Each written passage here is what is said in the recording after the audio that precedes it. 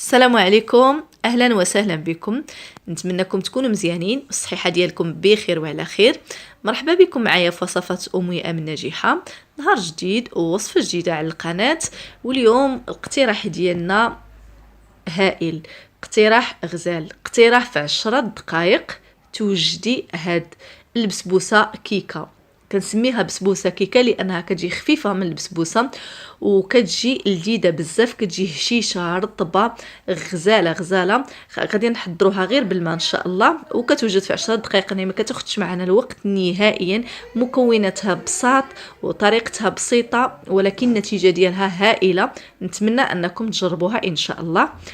ان شاء الله ندوزو للطريقه والمقادير على بركه الله. غادي نحتاج في المقادير 4 ديال البيضات.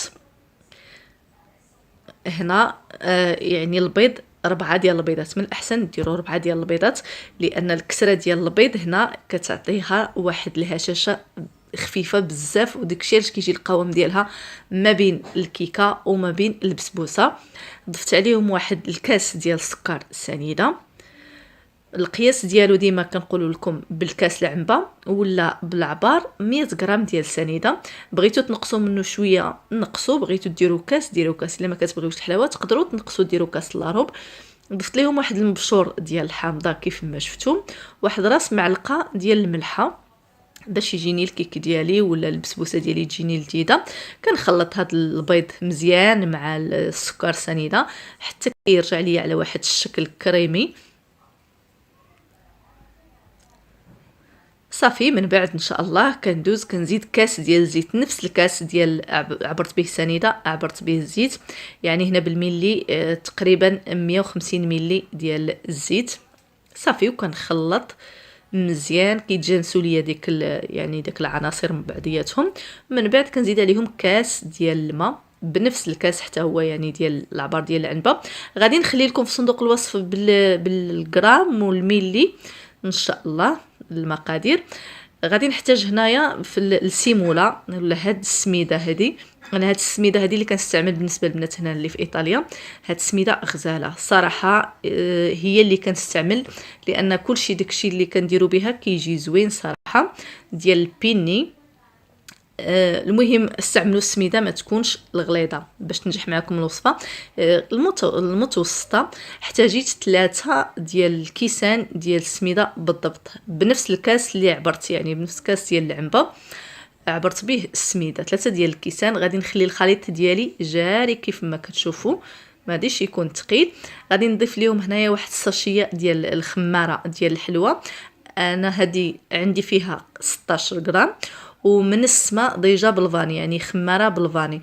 الا كانت عندكم غير الخماره عاديه غديروا الخماره العاديه، وغديروا الساشيه ديال الفاني لانه كيجي مع ديك المبشور ديال الحامض كيجي لذيذ في هذه البسبوسه.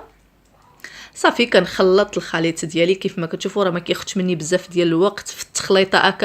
هكاك راه هكا عارفين 2 دقائق حتى 3 دقائق راه كنكون ضيجه خلطت البسبوسه ديالي. كنخليها جاريه. هنا جبت واحد الطاوه اللي غتدخل ليا الفرن، فرشت فيها الورق دهنت داك الورق بالزيت، بشويه ديال الزيت ولا دهنوه بالزبده، وكنرش عليه شويه ديال السميده باش ملي كنجي نديمولي يعني كتديمولي بسرعه، كتجيني ساهله وكتجي يعني زوينه ديك السميده من التحت في ديك التفريشه التحتيه.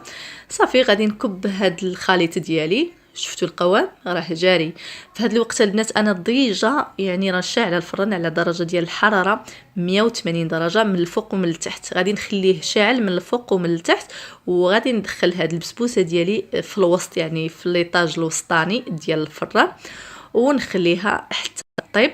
وداك الساعتين ان شاء الله غادي نشوفوها. من بعد ما طيب غادي نحاول يعني نسويها هكا في اللاطه، نضرب بها شويه باش تعمر لاطه في جميع الجوانب ديالها. دخلتها الفران. دابا دزت باش نحضروا السيرون اللي احتاجيت فيه واحد طريف ديال الحامض، واحد الكاس ديال سنيده، 2 كيسان ديال الماء. غادي نديرهم فوق البوطه حتى يغلاو. من بعد ما يغلاو نخليهم واحد 5 دقائق هكاك في البوطه كيغلاو. صافي ونطفي عليهم ونخليهم يبردوا كيف ما شفتوا. من بعد ما غلاو صافي غنطفي عليهم، خليتهم 5 دقائق هما كيغليو. صافي بما البسبوسه ديالي كاينه في الفران هانتوما كتشوفوا. كنحل عليها كتبدا كتحمر، كنحل عليها كنشوفها كنتكا بالموس هكا بانت ليا طابت صافي كنخليها تحمر ونخرجها وهي سخونه. يعني نكب عليها داك السيرو كيف ما شفتوا اللي ديجا هو بارد والبسبوسه سخونه. صافي كنخليها كتشرب شويه هكا حتى كتنشف. من بعد الطريقه ديال التزيين كيف ما بغيتو تزينوها بالكوك. انا هنايا خديت شويه ديال اللوز يعني هكا مطحون صافي وزينتها به كيف ما كتشوفوا. وكانت هذه هي البسبوسه ديالنا، كتجي رائعه، كتجي خفيفه، كتجي هشيشه، كتجي من اروع يعني ما يمكن تحضري الكوتي في رمشه عين في 15 دقيقه كتاخذ معايا في الطياب. يعني زيد عليها 2 دقائق ولا 3 دقائق فاش كتخلطيها والنتيجه ديالها كتكون هائله، كتكون غزاله بمعنى الكلمه. وهانتوما كيف ما كتشوفوها راها من اروع والد البسبوسات صراحه اللي جربت. نتمنى انكم تجربوها، وكيف ما ديما ما تبخلوش عليا بالاشتراكات ديالكم واللايكات ديالكم. وشكرا لكم، الى فيديو قادم ان شاء الله بحول الله، مع السلامه.